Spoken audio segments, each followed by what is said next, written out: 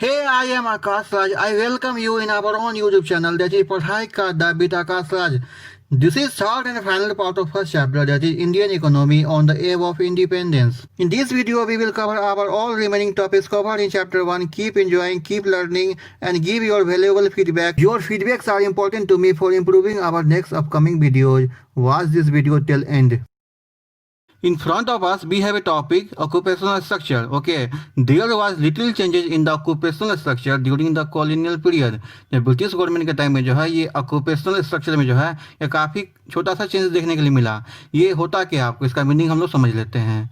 It means distribution of working persons. देखिए मतलब जो काम करते हैं उसको ही हम लोग काउंट करेंगे अक्रॉस डिफरेंट इंडस्ट्री सेक्टर्स। हम लोग जानते हैं इकोनॉमी में 3 सेक्टर होता है आपको, प्राइमरी, सेकेंडरी एंड टर्शियरी। इसमें आपको वर्किंग पर्सन का क्या प्रोपोर्शन है तीनों सेक्टर में, ठीक है, पर्टिकुलरली हम लोग देखेंगे, उसको हम लोग बोलते हैं ऑक्यूपेशनल स्ट्रक्चर। सबसे पहले आपको आता है एग्रीकल्चर सेक्टर, जिसको हम लोग प्राइमरी सेक्टर में काउंट करते हैं। Had largest share of 70 to 75%, means इसमें सबसे अधिक शेयरिंग था। ओके, लेकिन ऐसा नहीं है कि शेयरिंग अधिक है तो इसमें आउटपुट भी अधिक हुआ होगा या हुआ था। आपको एक्चुअली क्या हुआ था कि इसमें पीपल जो है सो ओवर एम्प्लॉयड थे, लेकिन इसका आउटपुट अधिक नहीं था इंडिया के पास। एंड सेकेंड आपको आता है मैन्युफैक्चरिंग सेक्टर, जिसको हम लोग सेकेंडरी सेक्टर में काउंट करते हैं। इसका शेयर था आपको सिर्फ 10%।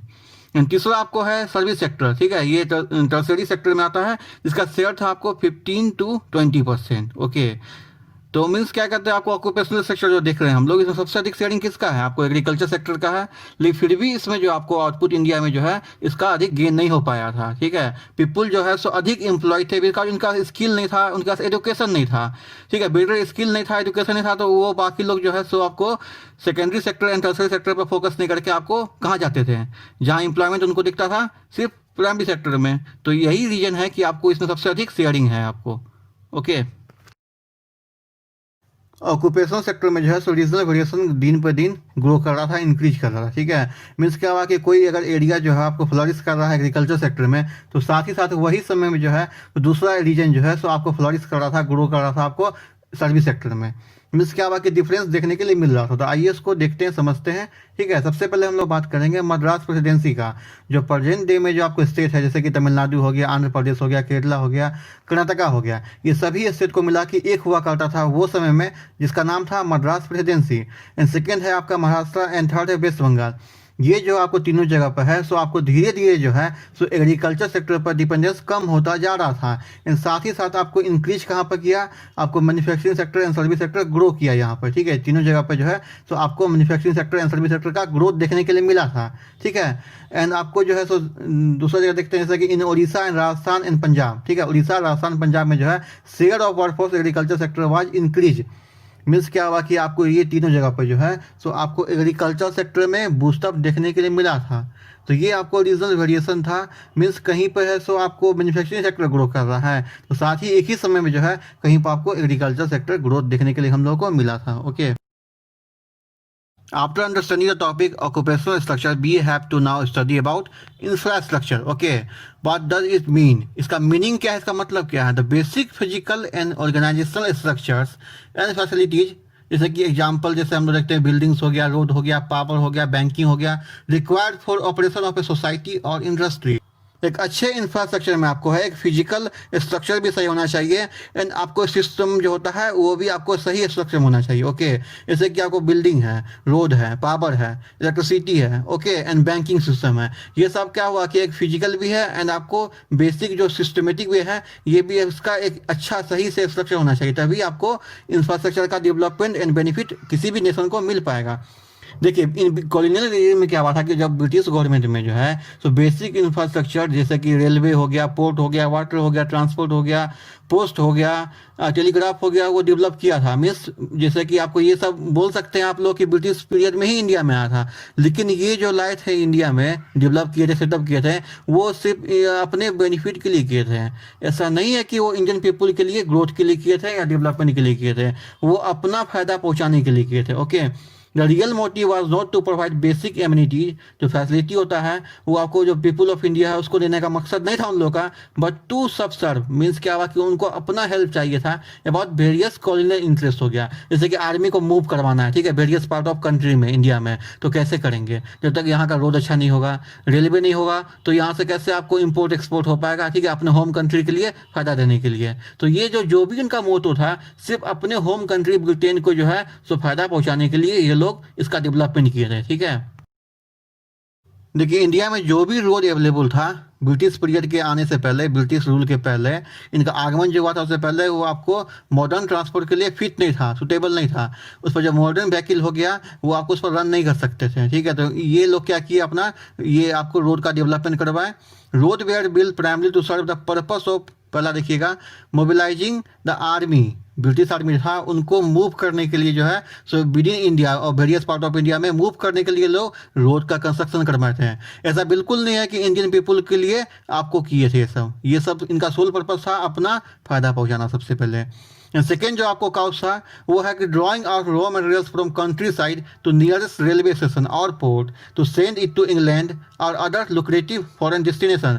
मीन्स देखिए कितना चालाक थे ये लोग, कितना धूर्त थे। ये जो रॉ मटेरियल्स जो इंडिया से ले जाते थे सस्ते दामों पर, चीप दामों पर, वो अपने फैक्ट्री में उसको रॉ मटेरियल के रूप में यूज करने के लिए वो कैसे ले जाते हैं, अगर यहाँ पर रोड सही नहीं होगा, ठीक है, तो वो लोग कैसे आपको पोर्ट पे एंड रेलवे स्टेशन पर वो लोग पहुंचा पाते हैं अबाउट, जैसे रिमोट लोकेशन हो गया, विलेज से हो गया, वो आपको इंडिया का वेरियस पार्ट ऑफ, ठीक है, उसमें कैसे लेके जाते हैं आपको। रोड अगर अच्छा नहीं रहता तो नहीं जाते।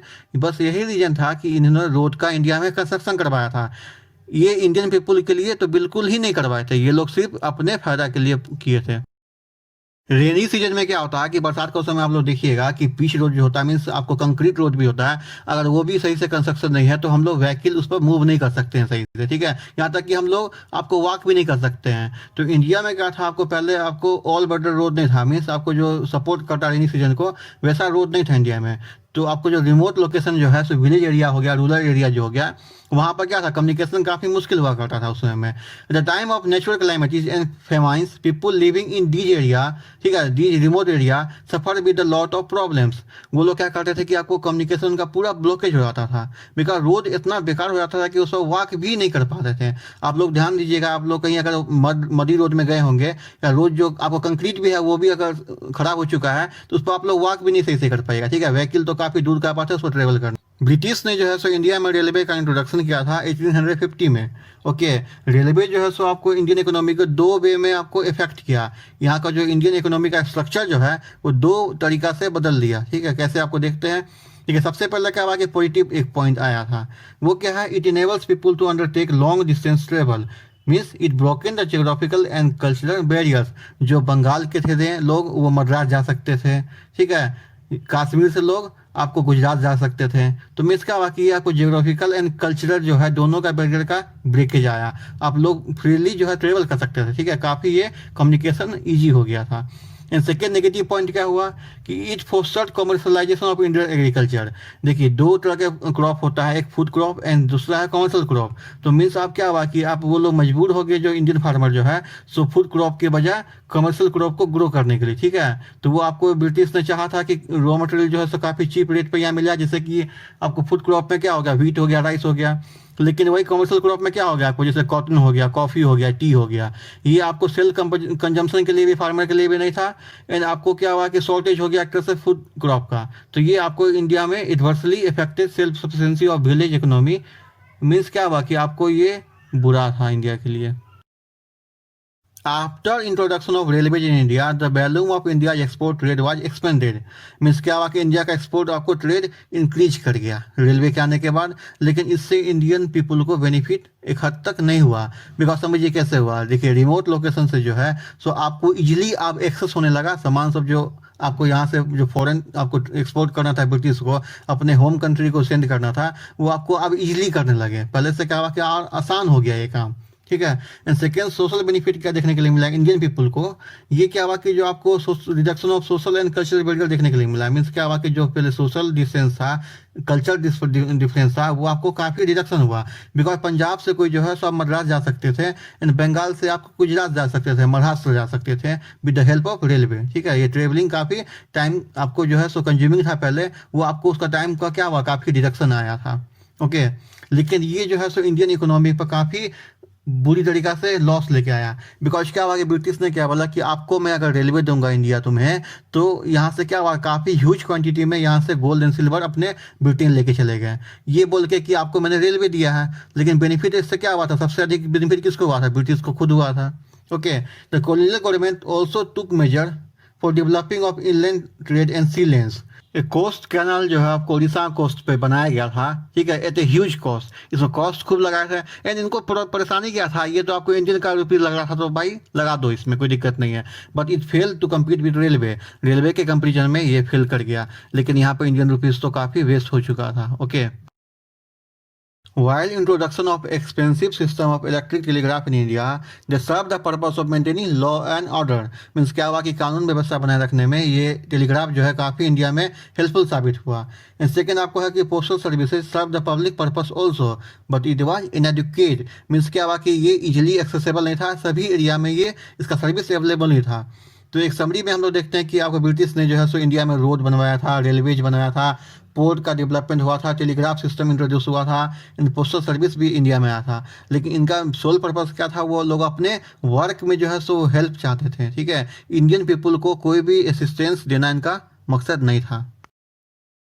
अब समय आ चुका है चैप्टर 1 को कंप्लीट करने का, तो आइए इसके कंक्लूजन को हम लोग देख लेते हैं। सबसे पहले आता है कि पोस्ट इंडिपेंडेंस, ठीक है, आज़ादी के बाद the impact of 2 century means 200 सालों तक इंडिया ने क्या हुआ, गुलामी देखा था। ठीक है, ब्रिटिश जो गवर्नमेंट ने है इंडिया को 200 सालों तक गुलाम बना कर रखा था। इसका जो असर है, बुरा असर इंडिया के इकोनॉमी पर पूरी तरीका से दिख रहा था। ठीक है, सभी इंडियन इकोनॉमी के सभी एस्पेक्ट पर इसका आपको बुरा असर दिख रहा था।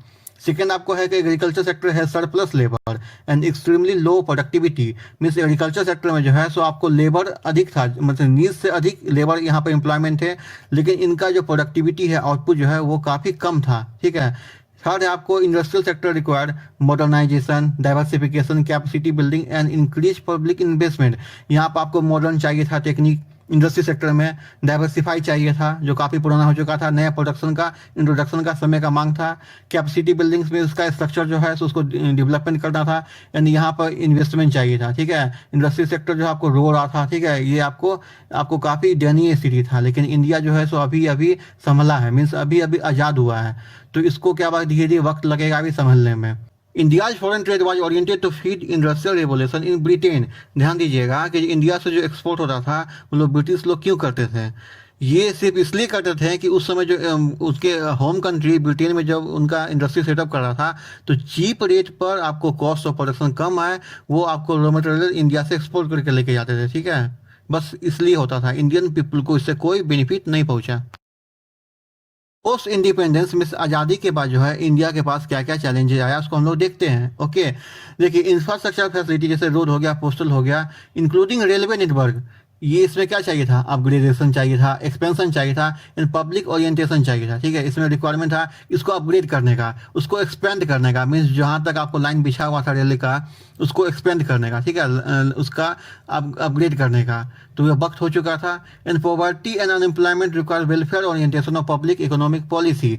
इंडियन गवर्नमेंट का पॉलिसी ऐसा होना चाहिए अब आज़ाद भारत का कि पॉवर्टी कम हो सके एंड अनएम्प्लॉयमेंट जो है वो रिड्यूस हो सके। ओके, एंड आपको पोस्ट इंडिपेंडेंस जो है social and economic challenges before country were enormous, means huge quantity में क्या हुआ, ब्रिटिश लोग देखिए दिमाग क्या लगाए थे कि यहाँ पर सोशल टेंशन भी इंक्रीज हो जाए, कि ताकि जो है सो वो लोग कैसे राज कर पाते हैं। उनका नियम ही था, ठीक है, उनका रूल ही था डिवाइड एंड रूल। देखिए पोस्ट इंडिपेंडेंस जो है आज़ादी के बाद नए भारत के पास काफ़ी सारा चैलेंज आया, तो जिसमें सबसे बड़ा क्या है, सोशल एंड इकोनॉमिक चैलेंज है। मीन्स भारत जो है सो सामाजिक रूप से भी काफ़ी पिछड़ा हुआ था, एंड इकोनॉमिक चैलेंज तो इसके पास सही थे। ठीक है, ये काफ़ी गरीब भी हो चुका था। इनके पास जो है भारत के पास, आज़ाद भारत के पास पॉवर्टी भी था, एंड कई सारे पीपल जो है सो अनएम्प्लॉयड थे। ठीक है, इनके पास एम्प्लॉयमेंट नहीं था, तो ये काफ़ी सारा चैलेंजेस के साथ इंडिया ने अपना धीरे धीरे स्टार्ट किया नया journey. Thanks for watching this video. Now we will meet on our next video. Okay, next chapter, that is chapter 2, Indian economy from 1950 to 1990. Okay, thank you.